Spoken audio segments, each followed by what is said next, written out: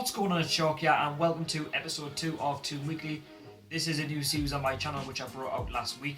Toon Weekly will continue every week for the foreseeable future on my channel. If you missed episode 1 of Toon Weekly, I'll leave a link down below to that. And if you want to know a bit more about Toon Weekly, please check out the first video of Toon Weekly. If you don't want to and you want to keep watching episode 2 of Toon Weekly, then I'll give a brief description of what Toon Weekly is all about. So Toon Weekly is a 10 to 15 minute long video of weekly news regarding Newcastle United. That could be things like transfers, players coming in, players coming out, general club news, things that the club have said over the week.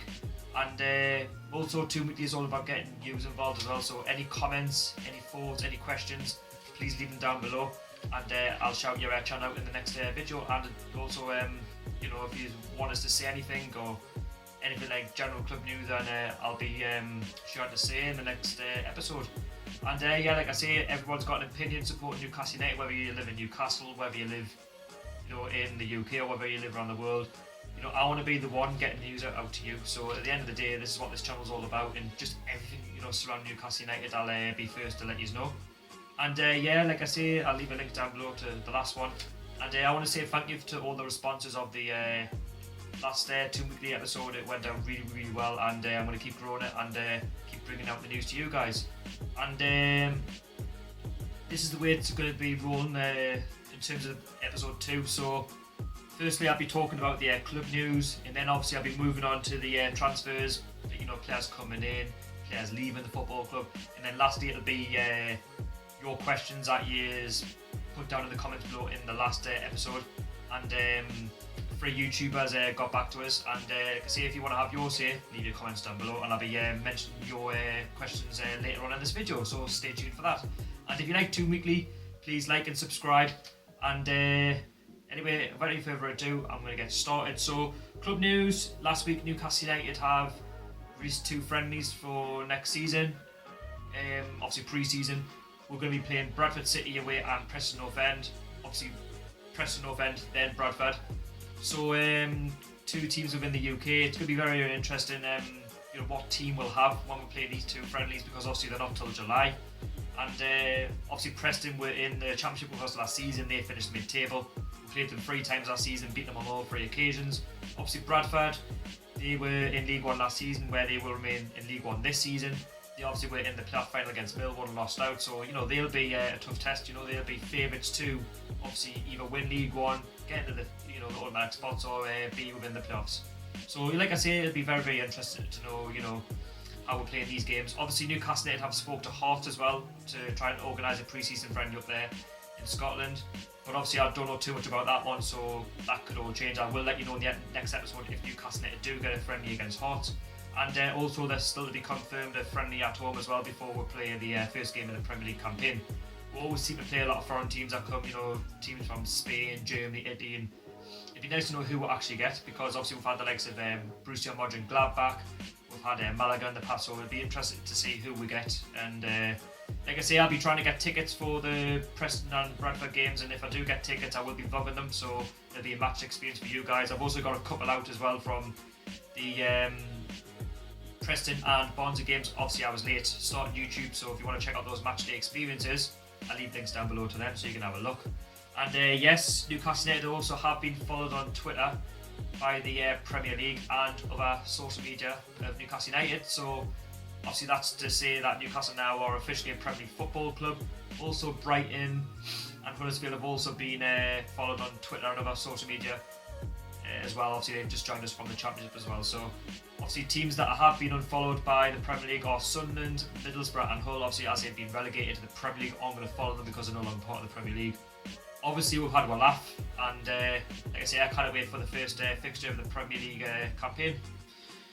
Moving on, obviously Newcastle United also towards the end of the week released their retained list for who's going to be playing for Newcastle in the Premier League for 2017-2018. And Newcastle United have released 4 players, so they've released Vurnon, Anita, Lubo Sakta, Haris Vukic and Sami Aniobi. I want to place on my record my thanks to all of those players for what they've done to Newcastle United Football Club, and for what they've contributed at that time at Newcastle United Football Club. Obviously there's been a lot of debate whether or not Anita should have stayed, because he has done done so much for the football club in terms of, he's a midfielder, but he often covered and played at centre back, left back, and you name it. And I've also got a video on these 4 players. I'll leave a link down below to the last video. And what are your thoughts on these players leaving? I know people are saying Gouffran should have left, and in my opinion, I agree with you. I think Gouffran should have left. He's not good enough. He's done well at the start of the championship campaign, but when it really mattered towards the end of the season, he fizzled away. He's been all right. He's scored a few good goals, but he was never good enough in the Premier League, and I just don't think he's going to be up for it next season in the Premier League either. So obviously moving on to transfers, players coming in, players coming out, and obviously I told you last week that Newcastle United had a £40 million bid accepted from obviously Portuguese club Sporting Lisbon for the Portuguese centre back. However, that didn't work out. Villarreal have snapped him up, and he's gone to sign for the Spanish club. So obviously we've missed out. I kind of think, in my opinion, we've dodged the bullet on this one. I don't know too much about him. Apparently he was very, very good in the Portuguese league, but that's a totally different league to obviously the English league. It's a lot faster, and obviously there's better clubs within the English league as well. No disrespect to the Portuguese teams. Obviously there's about 3 good clubs. Obviously, Benfica, Porto, and obviously Sporting Lisbon. And I think we need Premier League experience. Obviously we've been linked with the likes of Shawcross and players like that to come in. I think we need that experience going into the Premier League, because we don't know too much about him. Yes, the people say he could have been a hero at St James's Park, but at the end of the day, how many players have we bought in the past that have been good enough and we've paid good money for? History tells, and we need local people that know the Premier League with the experience and that can carry us forward, moving us and progressing up the Premier League table. And I want to know your thoughts on Ruben Semedo. Do you think it's a missed opportunity, or do you think Newcastle United can move on and get bigger and better players? Leave your comments down below to that one. Obviously we've been linked with a Spanish centre-back called Louisiana or something like that. I don't know. Obviously he plays for Eibar in the French league, and obviously the president has said it's very, very close that Newcastle could be signing them. Obviously I don't know too much about him, but apparently he's defensively good. Apparently Newcastle United have bid 8.7 million, and apparently it's very, very close and we're making big steps. I don't know what to say about this transfer. Like I say, I don't know too much about him. You will probably know better than me. Do you think we should sign him, or do you think we should go for more Premier League experience, like I've said? And obviously it's going to be very interesting to see how this transfer rumbles on in the next few weeks. And also, we've also been still linked with Kieran Gibbs. That hasn't gone off the radar. Obviously Arsenal have went on to sign another left back from Schalke. Arsenal wants something like £50 million plus for Kieran Gibbs, and Newcastle United are very, very interested in signing the young lad. And he's a England international. He's got England caps. He's obviously played for Arsenal for a good 6 to 7 seasons, and I think he's out of the picture now. They've got many other left backs that can cover. If the new signing gets injured, well, obviously you're hoping that he doesn't get injured, but I think it would work out for Newcastle, but it's whether or not we're going to pay £50 million. It's all good saying that the club could spend that, but how many times have we gone lower than the expected value, and then obviously we've missed out because we're paid £2 million or £3 million short. I would love to see Kieran Gibbs play Newcastle because he's got Premier League experience, and that's what we need in the Premier League next season. What are your thoughts on Kieran Gibbs? Would you like to see Kieran Gibbs at Newcastle? Or would you like to sign somebody else? Or would you like to see the likes of Dummett and Haidara in that start? I'd really be interested to know that.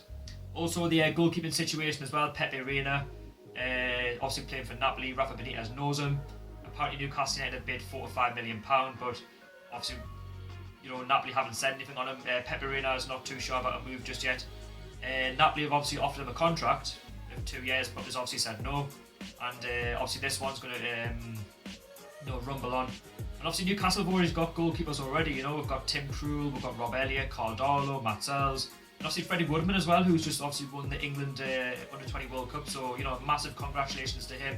And Rafa even said Sunday night, that be prepared for next season.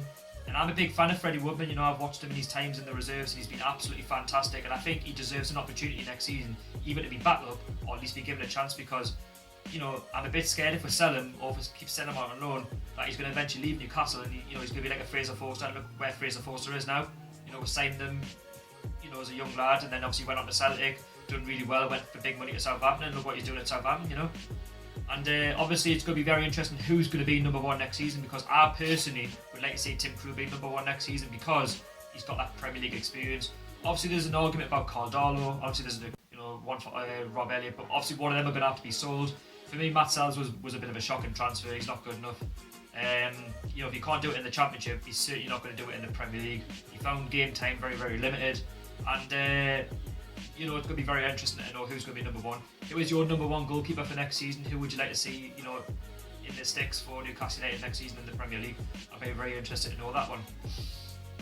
Then obviously moving on to players leaving the club. So obviously, Grant Hanley's been linked with a move away from Newcastle United because he's found game time very limited.